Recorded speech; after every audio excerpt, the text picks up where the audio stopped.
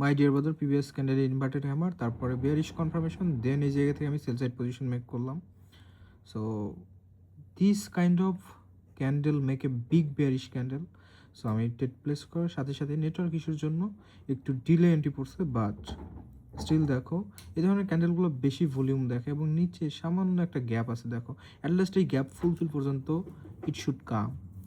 It's not a guarantee যে market এ পর্যন্তই আসবে, কারণ আমি জানি না, এটা আমার মার্কেট না, সো আমি কিন্তু জানি না কত দূর আসবে। But in this case according to my back testing, এই জায়গায় আমি মাল্টিপল টাইম দেখছি যে বিগ বেয়ারিশ ক্যান্ডেল ক্রিয়েট করে।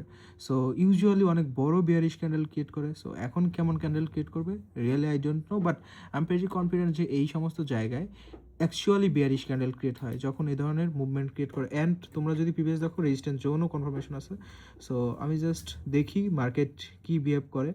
সো গ্যাপ ফুলফিল পর্যন্ত আসছিল মার্কেট, দেন রিভার্স করছে এবং বেয়ারিশ ক্যান্ডেল ক্রিয়েট করছে, বাট এক্সপেকটেশনের থেকে একটু কম। But usually according to my back testing এই জায়গায় অনেক বড় বড় বেয়ারিশ ক্যান্ডেল ক্রিয়েট করে। So this is how market works.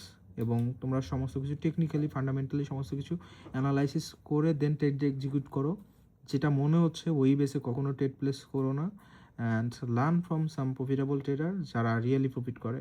So if you want to learn from me, just check my bio, you will get link from there. Thank you.